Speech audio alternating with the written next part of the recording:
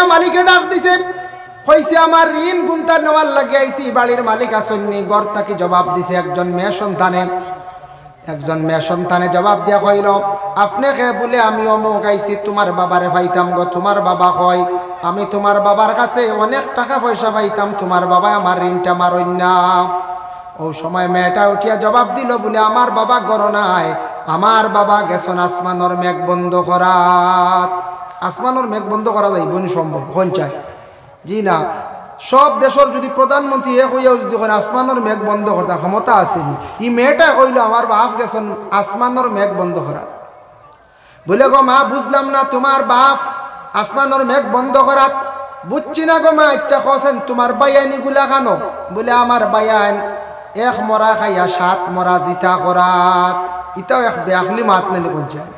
এক মরা খাইয়া 7 মরা জিতা করা, মরা কিলা জিত হইব? হ্যাঁ, আচ্ছা তুমি তুলা দেখি আমার দিকে অগ্রসর হোসেন বলে না, আপনার দিকে যদি আমি অগ্রসর হই তাহলে 10 জন মানুষ আমরা ক্ষতিগ্রস্ত হইম, বিপদী হইম। বলে মা গো 3 খান কথা কইলাই, বুঝলাম না একটা কথার অর্থ আমার থোড়া বাঙ্গিয়া খোঁজায়। উঠিয়া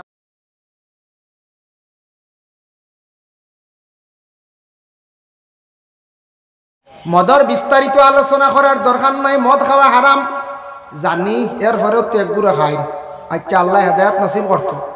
দয়া করিয়া যুবক বায়ান বিদেশ বিভিন্ন জায়গাত যাইবা, বিভিন্ন রাজ্যে যাইবা, আল্লাহকে ওয়াস্তে মদর যদি আড্ডা দেখুন, মদ জিনিসটা দেখুন পরহেজ করন জানি, শরিয়াত এখন জানি। কারণ এ থাকছে গিয়ে মদ কোনো ব্যক্তি যদি খায়, শরীয়তের হুকুম হইল সাক্ষীর দ্বারা প্রমাণিত 3 জনে যদি দেখিলেন, তাহলে এনর পিঠির মধ্যে 80টা ডান্ডা দেওয়া হইতো। মদ খানেওয়ালার 80 ডান্ডা, মদ খানেওয়ালার 80 দণ্ড হইতো। মহল্লার মাঞ্চে ফাইলে সাক্ষীর দ্বারা প্রমাণিত হইলে 3 জন সাক্ষী লাগে, 80 ডান্ডা দেওয়া হইতো। বুধবাই তারা জরিমানা আছে। অতএব মদ খাইলে মানুষের মুখ না পাক হই যায়। মদ খানেওয়ালার ভয়ানক সুরত হইব কিয়ামতের দিন। রসুল্লাহ প্রথম আসমানে গিয়া দেখছেন, মেরাজর রাত্রিতে প্রথম আসমানের মধ্যে গিয়া আল্লাহ রসুলে দেখলা ফেট ফুলিয়া খদুর মতো, মুখের দিকে নজিস বাইর হইতে আছে। জিব্রাইলকে প্রশ্ন করেন, ও জিব্রাইল, এই ব্যক্তিকে এরারে খারারে এত বেশি শাস্তি দেওয়া হয়? জিব্রাইল উত্তর দেন, ইয়া রাসূলুল্লাহ, ইয়া হাবিবাল্লাহ, যারা দুনিয়ার জমিনের মধ্যে নেশা পান করবা তাদের শাস্তিটা কিয়ামতের দিন আল্লাহ প্রথম অবস্থায় সেই শাস্তি দিবা। ফেট ফুলিব, খদুর মতো হইব, মুখের দিকে নজিস বাহির হইব, তারা গেউ গেউ করিয়া খালি চিল্লাইতে থাকব। নবীজি নিজে দেখি আইছ, মুখের দিকে নজিস বারর আর গাদার মতো তারা চিৎকার দেয়, গেউ গেউ করে। আল্লাহ রসুল এর লাগি মদ বর্জন করতাম। কোনো এলাকাত কোনো জায়গায় যদি মদর আড্ডা থাকে, এটার ব্যাপারে আমরা প্রতিবাদ করতাম। গ্রামের মুরব্বী যা আমরা একটা ইউনিটি আছে, কমিটি আছে, আমরা এটারে বর্জন করার চেষ্টা করতাম, এটারে সরাইবার চেষ্টা করতাম। আমরা এলাকার ছোটো ছোটো বাচ্চারা বড় হয়ে তারাও মদ খাওয়া শিখবো। আর যে গ্রামের 2-4 জন মদুড়ি হয়ে যায়, আস্তা গ্রামের নাম লাগি যায় মদুড়ি গ্রাম। ই গাঁৱত মানছে মেয়ে দিতে সময় বাক্কা চিন্তা করে দিব, কইব হার বাড়ি দিয়ার আল্লাহর দুয়াই। ধরাইব না এখন চাই? ধরাইব। অবশ্যই আমরা গ্রাম অঞ্চলে মদের অভ্যাসটা কম থাকে। জুয়া কিন্তু একটা জিনিস খেয়াল করবা, জুয়া খেলাইয়া যেন টাকা টানিয়া খাইবা বিনিময় হারাম। জুয়া তো কত রকমের খেলা হয়, তাস দিয়াও জুয়া খেলায়, তাসও নিষিদ্ধ। লুড্ডুর মধ্যে জুয়া হইয়া থাকে। মোটামুটি খেলার মাধ্যমে মধ্যখানো সম্পদ তুইয়া যেটা খেলাইবা ওটার নাম হইল গিয়া জুয়া। জুয়ার দান সেই সময় সেই যুগে রসুলুল্লাহর জমানা তো আসলো, জুয়ার গণ গণ বাজার আসলো, মানে গড়ে গড়ে মদর অভ্যাস আসলো, মদ আসলো। পরবর্তীতে মদ নিষিদ্ধ হয়েছে, জুয়াও নিষিদ্ধ হয়ে গেছে। এর লাগি একগুড়ে লুড্ডু খেলাইন খুব বেশি পয়সা তুইয়া, এগুলো জুয়া হয়েছে। খেয়াল করবা, কেরম খেলাইতরা এক তো কেরম নিষিদ্ধ, ইগু তো টেকা তৈয়া, চা তৈয়া, বিস্কুট তৈয়া, 200 তৈয়া, 400 তৈয়া, শুনছিওয়ালা খেলাই, এটাও হারাম। আল্লাহকে আসতে ও হারাম আনিয়া দয়া করে মিশাই না জানি, খাস করি আমার যুবক ভাইয়ের অনুরোধ করিয়া ইটা খেলার জড়িত না জানি। আল্লাহকে আসতে হারাম মিশ্রিত করবা, সম্পদরে বরবাদ করবা, হারাম খাইবা, আপনি বরবাদির হতে যাইবা।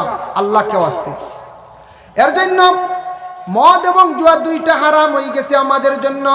আল্লাহকে আসতে দয়া করিয়া এই 2টা জিনিসটাকে বিশেষ করিয়া বাঁচার চেষ্টা করতাম। 3 নম্বর, আমি আয়াতে করিমা তিলাওয়াত করলাম আল্লাহর বন্দেগান রাসূলুল্লাহ সাল্লাল্লাহু আলাইহি ওয়াসাল্লামের মায়ের উম্মত হল। কোরআনের আয়াত নাজিল হয়ে গেল। আরব দেশে এমন অবস্থা আসলো, মানুষে হাত বাড়াইলে ঋণ আনাত গেলে কিন্তু ঋণ পাইছে না, ওলাদ পাইছে না, কিন্তু লাভ হইলে দিছে। আমরার দেশ এখন বর্তমানে হলো অবস্থা, ঋণ যদি কেউ নে আর দিবার কোনো চিন্তাও নাই, এগুলো আর দেওয়া দেবী নাই। একগুরু আসন মাঝে মধ্যে একগুরু আসন এটা পাওয়া যায়, ঋণ নিলে এগুলো আর দেওয়ার চিন্তা নাই, এগুলো একবারে শেষ, খুঁজিলে আর বেটা উল্টা ফিকা বলে যায়, বুঝতে পারছেন? ঋণ নিয়ে এগুন যেন ঘুরাইয়া দিতা বন্দার হক এখান আমরা বুঝি না, ফরার হক আমরা বুঝি আর না। দেখেন আল্লাহর বন্দেগান অনেক দোকানও আমরা খরচ খাই, মহাজন্ডে জিজ্ঞাসা করলা দোকানদারি কেমন দিন তাকিয়র, বলে দোকানদারি করিয়ার আজ প্রায় 7-8 বছর তাকিয়া, বলে তাড়িয়া কিছু খালি লাগে, বলে এটা মানছে খাই নিছ। বড় সুন্দর কথা কইলানি, বুঝে মানছে খাই নিছ, বুঝা যায় একটা রেওয়াজ হয়ে গেছে মানুষে খাওয়া। বলে কিলা খাইলা, বলে তো ঢুকাই দিও 4 লাখ ঢুকাইয়া বুয়া কিতা করবো দেই না। 4 লাখ বেটা ঢুকি গেছে, আবার ঋণ করিয়া বা কোনো লাইনে বেটা পয়সা দিয়ে মাল তুলছে। আমরা এই চিন্তা নাই, অমুক দোকানও 10,000, কাপড়ের দোকানও 7,000, খাইতে খাইতে বাদে এই দোকান ছাড়িয়ে আরেক দোকানও, এরপরে আরেক ফার্মেসিত আরেক কাপড়ের দোকানও গেলাম। জীবনের টেকাটা আমরা ঋণ পরিশোধ আমরা করার যাই আর না বাবা, জানিয়া রাখবা যত বড় গুনাহ করক না কেন সব গুনাহ আল্লাহ মাফ দিবা, ফরর হক ঋণ কখনো মাফ হইত নাই। আপনার জিন্দগিতে ঋণটা আপনি পরিশোধ করতা ফারসন না, আপনি মুখ দিয়াও গেদা বিছুটাই লইতা বস কাবি ফারন্নাতে আওলাদ রে কইয়া যাক্কা, ও বাবা আমার কিছু দোকান ঋণ রইছে, ঋণ গুনতা মারিও। আওলাদ দখলর উপরে হক হইল বাবার ঋণ মারতাম, আওলাদ দখলর হক হইল বাবার ঋণ মারতা। এর লাগে ঋণ কেউ নিলে আরব ওলা অবস্থা আসলে এক সময় ঋণ আনাত গেলে দিছুন না, আওলাদ কইলে পাইছুন না, একমাত্র লাভ কইলে পাইছুন। মানে সুদর খুব বেশি ব্যবসা আসলো আরব, খুব বেশি সুদর ব্যবসা আসলো। সুদ মানে শব্দের অর্থ হইল গিয়া রিবা, আরবিতে কইছে গিয়া রিবা, এটার অর্থ হইল গিয়া ফাজিল বাড়ানি, টাকা দিয়া টাকা বাড়ানি, সোনা দিয়া সোনা বাড়ানি। আপনি কইবা আমার ঘরে টাকা 50,000 টাকা আছে, কিন্তু ব্যবসা করলে বাড়িব, এক বেটায় নিয়ে ব্যবসা করার বাড়ের, বলে বেটা ব্যবসা করার নিয়ে বাড়ের অসুবিধা নাই, আপনার টাকা দিয়ে আপনি ব্যবসা করে 50,000-এ 1 লাখ লাভ করিলেন, কোনো বাধা নাই। ব্যবসা লাগবো, তিজারত লাগবো, তিজারত করতে লাগবো, আর তিজারত করতে গিয়া আপনার লাভ আছে, কোনো লুস্কান নাই, জায়েজ আছে। আহাল্লাল্লাহুল বাইআ ওয়া হাররামার রিবা, বেচা কিনা জায়েজ হইল, আর রিবা মানে সুদ আপনার আমার লাগে খাওয়া হারাম। ব্যবসা জায়েজ, একজনের টাকা 50,000 নিয়ে ব্যবসা করে খরচ, আপনারে খুশি হইয়া যদি দিয়ে 2 পয়সা আপনার কাছ থেকে ঋণ নিছে, খুশি হইয়া দে তে জায়েজ আছে। আর আপনার নিতে সময় যদি কইন 50,000 নিত্রায় মাসও আমার 5,000 টাকা করে দিবাই, ও সুদ হয়ে গেছে, ও যে শর্ট লাগছে যেগুলো, ও সুদ হয়ে গেছে গিয়া। সোনা নেও তুমি এখন 1 বড়ি, সামনে বছর আমার 100 বড়ি দিবাই, সুদ হয়ে গেছে গিয়া। রুফা নেও তুমি 7 বড়ি, সামনে বছর আমার 10 বড়ি দিবাই, সুদ হয়ে গেছে গিয়া। এইভাবে যেন চুক্তি করিয়া যেন আপনার আমার পার্সেন্টেজ হিসাবে বাড়াইয়া যেটা নিয়া খাই, ওটার নাম হইয়া থাকছে গিয়া সুদ।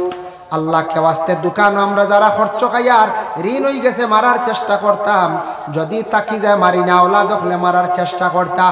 আমি একটা দুনিয়াবী ঘটনা আপনাদের সম্মুখে আনিয়ার কোনো কিতাবই নাই, আপনারা বইবানি আরো একদিন, ও 11টা বাজে যাচ্ছে সরলিম, আরো 10 মিনিট বাদেও শেষ, বুঝবাইছেন নি? সময় হয়ে যার গিয়া, কিছু বুড়া লাগের বুধে রাইত পার হয়ে গেছে গিয়া। তেও এ আল্লাহর বন্দা তান ঋণ কতগু করছেন, ঋণই গুণ মারইন না।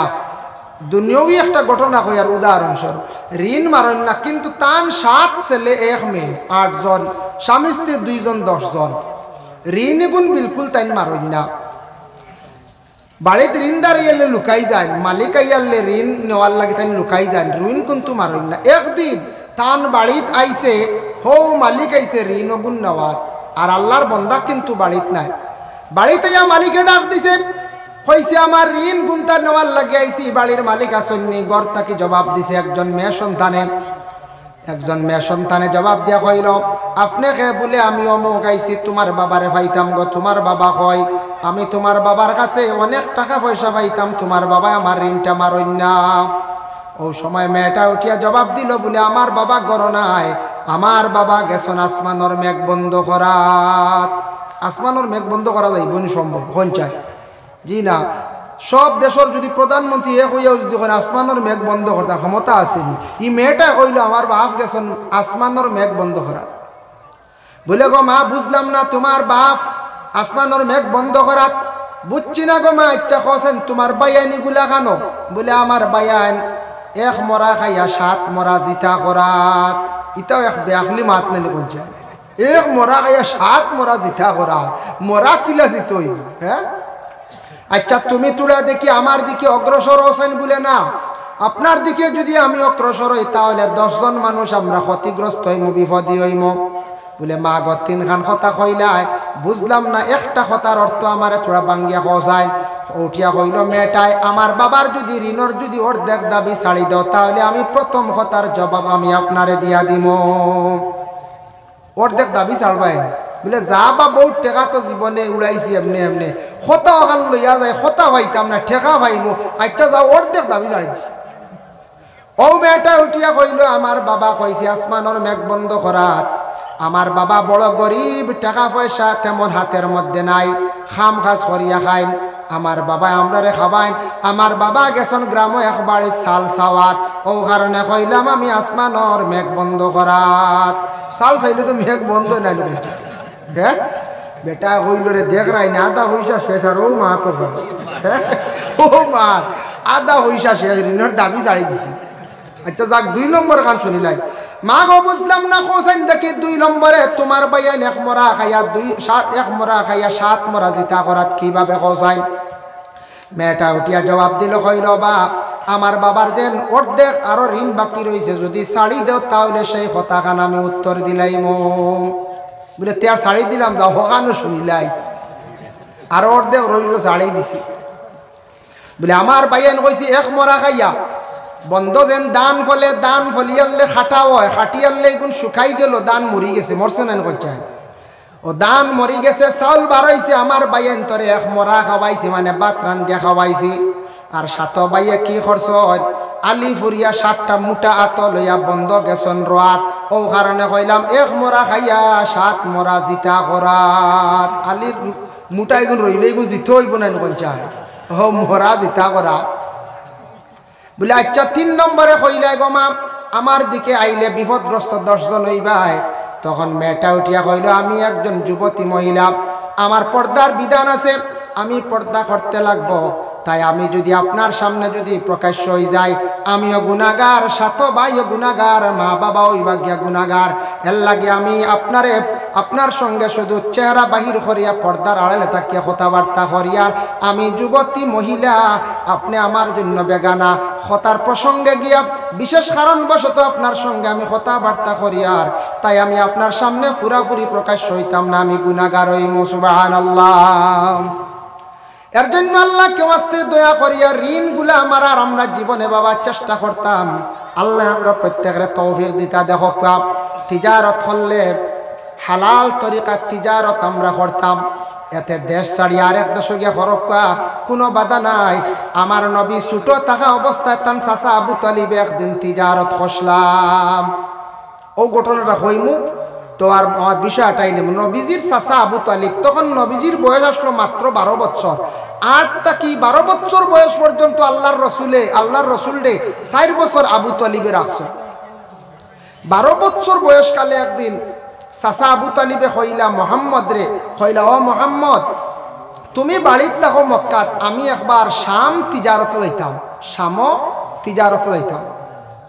চাচা আবু তালিবে বাতিজা মোহাম্মদ রে খোয়ার সঙ্গে সঙ্গে আল্লাহর রসুলে মানিয়া নিলা না 12 বছরের শিশু মানইন না কন্যা আপনি আমারে লগে নেওয়া লাগবো তখন চাচা আবু তালিবে 52 জনের কাফেলা লইয়া মক্কাত তাকে রওনা দিয়া শামর উদ্দেশ্য রওনা দিছন যাইতে যাইতে শাম যাইবার 30-32 মাইল আগে এক বাজার আছে সেই বাজারের গ্রামের নাম হইয়া থাকছে গিয়া বলে মফরুক সেই জায়গা থামছন মফরুকে একজন ব্যক্তি আসলা এই ব্যক্তির নাম হইল গিয়া হবিরা খুব শিক্ষিত একজন পণ্ডিত আসলা কিতাব তানরে পাদ্রি হওয়া হয়েছে হবিরা পাদ্রি খুব শিক্ষিত জ্ঞানী মানুষ তাই নো মফরুক বাজারও প্রত্যেক দিন দিনের বেলা রাস্তা বা খালি সাইয়া রয় খেনে রয় তাই তওরাত কিতাবও পাইছন, জবুরও পাইছন, ইঞ্জিলও পাইছন। আখেরি জবানার সর্বশেষ একজন নবী আইবা, ও নবী ও রাস্তার দিকে একদিন তাইন সফর করবা, শাম তাইন যাইবা, ও হবিরা কিতাবও পাইয়া ও রাস্তাত খালি অপেক্ষা হড্ডা। হক্কা সুবহানাল্লাহ। আবু তালিব গিয়া সেই মফরুক বাজারের মধ্যে যেই সময় তামসন, মফরুকের সঙ্গে দেখা হইল। মফরুকে কইলা, ও কাফেলাবাসী, তোমাদের দাওয়াত আমার ঘর, আপনারা সারা আয়োগ্য আমার ঘর, আপনার তোর দাওয়াত। ও সারা গেছেন দাওয়াত, গড় তেমন সুন্দর নাই, এলোমেলো গড়। একজন ব্যক্তি দেখুন আলাদা, বাকি 51 জন এক সাইডে আর একজন ব্যক্তি আলাদা। হবিরা প্রশ্ন করলা, ও মানে সর্দার, এই কাফেলার সর্দার আবু তালিব হোসাইন, তোমার সঙ্গে ছোট একজন বাচ্চা মানুষ এইন খে বলে আমার বাতিজা, বলে আপনার সম্পর্কে বাতিজানি, আপনি তান সাসানি, বলে হওয়া, বলে আবু তালিব। নাম কি আবু তালিব? বলে এই বাচ্চার নাম কি? বলে মোহাম্মদ। বলে তান বাবার নাম কি? বলে আব্দুল্লাহ। মায়ের নাম কি? বলে আমিনা। বলে গোত্র মানে বংশ কি? বলে কুরাইশ। জন্ম কোথায় হয়েছে? বলে মক্কায়। যেমনে শুনছন হবিরা, শোনা মাত্র গিয়া 12 বছরের শিশু নবীরে জড়াইয়া ধরিয়া খান্দন আরম্ভ করলা। হক সুবহানাল্লাহ। খান্দিতরা খান্দিতে খান্দিতে কিছুক্ষণ পরে ঘরের মধ্যে তশরিফ নিছেন আল্লাহর রাসূলে। কইলা, ও আবু তালিব হোসাইন, তোমার বাতিজার আজকে আখলাক দেখিয়া, ব্যবহার দেখিয়া আমি নিজে মুগ্ধ হয়ে গেলাম। বলে কি? বলে তোমাদের কাছে তখন না আলাদা তখন, বলে আমার বাতিজা মোহাম্মদের তো চরিত্রবালা, কোনোদিন বড়র কাছে গিয়ে আড্ডাই আর কি দিন না, বড়র কাছে যাই না। এর লাগে আমার নবীর 12 বছর বয়সকালে এত সুন্দর আখলাক আসলো, চরিত্র আসলো, বড়র কাছে কোনো সময় আর কি দিছই না, আড্ডা দিছই না। এর লাগে যুবক ভাইয়েন, বড়রে সম্মান করার চেষ্টা করেন। জানি যত সম্মান করবা বড়রে, সম্মান করলে সম্মানী হওয়া যায়। মানুষরে আগে সম্মান দিতে লাগে, পরে সম্মানী। ও হবিরা কইলা, আবু তালিব, আইজ মোহাম্মদ রে ভাই নিছি, কিন্তু তুমি তান কই যাইতা? বলে শামও যাইতাম তিজারতের উদ্দেশ্যে। বলে যাইও না। বলে কেনে? বলে আমি তওরাত কিতাবও দেখলাম, জবুরও দেখলাম, ইঞ্জিলও দেখলাম। মোহাম্মদ যেন জন্ম নিবা, আখিরি জমানার নবী, শ্রেষ্ঠ নবী হইবা, শেষ নবী হইবা, সেই নবী ওই রাস্তার দিকে তাই একবার ভ্রমণ করবা। আমি হবিরায় কাফেলারে দাওয়াত খাওয়াইতে খাওয়াইতে সম্পদ প্রায় শেষ করে লাইলাম। আইজ আমি আপনার তোরে দাওয়াত খাওয়াইলাম, 20 বছর থাকি আমি হবিরা এই রাস্তার মধ্যে খালি অপেক্ষা করি, আর মোহাম্মদের সঙ্গে আমার একটাবার দেখা হইতো। সুবহানাল্লাহ। তাই আমার দেখা হয়ে গেল। হবিরা বর্ণনা করেন, আল্লাহর রসুল যে গাছের মধ্যে হেলান দিসলা, গাছটা আসলো মরা গাছ। নবী যে হেলান দেওয়ার কারণে গাছটা কুড়ি দেওয়া আরম্ভ করে দিল। মোহাম্মদের একটা প্রমাণ তওরাত কিতাবের মধ্যে পাইলাম, আখির জবানার যে নবী মোহাম্মদ হইবা, সেই নবীর কোনো সময় ছায়া থাকতো নাই। তাই আমি নিজে দেখলাম আপনার বাতিজার কোনো ছায়া নাই। নবীজির ছায়া আসলো না। আসলো না কোন যায়? জি না, কিতাবাদিত অসংখ্য দালাইল আছে, ছায়া নাই। যখন কাফেলারে কইলা, বলে শামও যাইও না, সারাই অন্য মাল বিক্রি করিয়া যাও কি মক্কাত, কারণ শামক কিছু দুশ্মন আসন, তোমার বাতিজা মোহাম্মদ রে মারি নিতে পারেন, দুঃখ দিতে পারেন, যাও কি। ই কথা শুনিয়া আবু তালিবে অন্য মাল বাজারে বিক্রি করিয়া রওনা দিলাইছুন। যাইতে সময় হবিরা পাদ্রী কাফেলারে 10 মাইল পর্যন্ত আগুয়াইয়া দিছন। নবীজির আগুয়াইয়া দিলাম। আগুয়াইয়া দিয়া উঁচা একটা পাহাড়ের মধ্যে উঠিছন, জাবালা নামক পাহাড়ের মধ্যে উঠিয়া খান্দিতরা নয়নের পানি ছাড়া, হারে 20 বছর অপেক্ষা করিয়া মোহাম্মদের সঙ্গে দেখা হইল। জানি না আর জীবনে কি দেখা হইব। হবিরা 10 বছর পর্যন্ত 10 মাইল পর্যন্ত তেনখানে আগুয়াইয়া দিলাম। আগুয়ে না দিলে তো পারুন না। আপনার বাড়ি আমার বাড়ি যদি কুটুম এক গুরু আয়, নতুন অক্কা পুরাতন আক্কা, থোড়া যদি আগুয়াইয়া সসম্মানে রিসিভ করিয়া আনি, কুটুমর মনে খুশ হইব না, খুশি হইবা না, কইবারে তো সম্মান করছো। আর গড়ে বইয়া বইয়া ফোনে যদি আক্কা ও আক্কা বেড়ে খান পাইছেন, গাঁটে খান পাইছেন, ওবার ডুকুয়া তে কুটুমর মনে আইব কিতা, ইয়া আল্লাহ এটা খানো যাই আর দি বেটা গোড় তা কি বারে, কিন্তু খানো কুটুমালা করতে কইবাই না কইচাই। আগুয়া নেওয়াই তাইলে সম্মান করা, আগুয়া যদি আবার দেন এটা সম্মান করা। মানুষের দিল খাওয়াইয়া অতখান খুশ করতে পারত না, কুটুমরে যদি আগুয়া নেন, আগুয়া দেন, বেশি যদি আপনি সম্মান করেন, তে খানিত নাকি মানুষ খুশি হয়ে যায়, খুশি হই না। মা কি এমন এক নিয়ামত, আপনার আর দেখুন জানি ছেলে সন্তান বাড়ির থাকি বাহিরে যখন বেঙ্গালুরু যায়, চেন্নাই যায়, মিজোরাম যায়, মিডিল ইস্টে যায়, যাওয়ার বেলায় ঘর থাকি বাহিরিয়া ছেলেটা যখন গাড়ির মধ্যে উঠে, বাবায় আগুয়া দেন, বইনেও দেন, বাইয়ে দেন, প্রায় সব দেখবাই যাইবা। মা এমন এক নিয়ামত আল্লাহ বাবা দান করছে, মায় যত সময় পর্যন্ত দেখবায় গাড়ি চক্কুর আড়ালে গেছে না, অত সময় পর্যন্ত মা কিন্তু ঘুরিয়া ঘরে আসে না। মেয়ে যখন 7 দিন হোক 8 দিন হোক বাবার বাড়ি রইল নাইয়র হিসাবে, মেয়ে যেই সময় বাড়ি ছাড়িয়া বাবার বাড়ি ছাড়িয়া যখন যায়, তখন মায়ে দেখবায় চক্কুর আড়াল পর্যন্ত মা অপেক্ষা করে, ঘুরিয়া ঘরে আসে না। আগুয়া দেওয়া হইল গিয়া মায়া এবং সম্মান করা। এর জন্য আল্লাহর বন্দেগান তিজারত হরক্কা জিন্দগির মধ্যে হালাল তরিকায় দয়া করে তিজারত করার চেষ্টা করেন। হারাম তাকে আমরা বাঁচিয়া থাকতাম। আল্লাহ পাক রব্বুল আলামিন আমরা প্রত্যেকরে তৌফিক দিতে সবে হোক, আল্লাহুম্মা আমিন। হালাল রিজিক খাইলে মানুষের দিল ভালো হয়, ব্লাড ভালো হয়, মাংস ভালো হয়, মানুষ ইবাদত বন্দেগি করলে আল্লাহ কবুল করে। হারাম খাইলে, হারাম ব্যবহার করলে, হারাম জিনিসটাকে মানুষের দিল মরি যায়। হারামের কারণে দোয়া ইবাদত আল্লাহ পাক রব্বুল আলামিনের দরবারে কবুল হয় না। আল্লাহ পাক রব্বুল আলামিন আমরা তৌফিক দিতা সন্তানটা নসিহত করক বলে, বাবা বিদেশ চাইতে রুজি করতে হালাল রুজি করিও। আপনিও হকুয়া আমরাও ব্যবসা বাণিজ্য করতে হালাল তরিকায় রুজি রোজগার করিয়া খাইতাম। আল্লাহ আমরা প্রত্যেকের আওলাদ হালালি হইবা, বাচ্চাইতে হড়া হইবা, স্মরণ শক্তি হইবা। আল্লাহ পাক রব্বুল আলামিনের দরবারও শুকরিয়া আদায় করতাম। আল্লাহ আমরা মানব কুলে জন্ম দিছেন, হালাল রিজিক খাইতাম, অন্য খার তারে বুঝাইতাম, নসিহত করতাম, হারাম জিনিস খান মিশ্রিত করতাম না, হারাম কাপড় ব্যবহার করতাম না, হারাম জিনিস ব্যবহার করতাম না, হারামি মাতিতাম না, চেষ্টা করতাম। আল্লাহ তৌফিক সবে হোক, আল্লাহুম্মা আমিন। মুখতাসর হিসাবে সবে নবীজির খেদমতে সালাম জানাই। আইসুন প্রতিদিন মাশাআল্লাহ, দেখো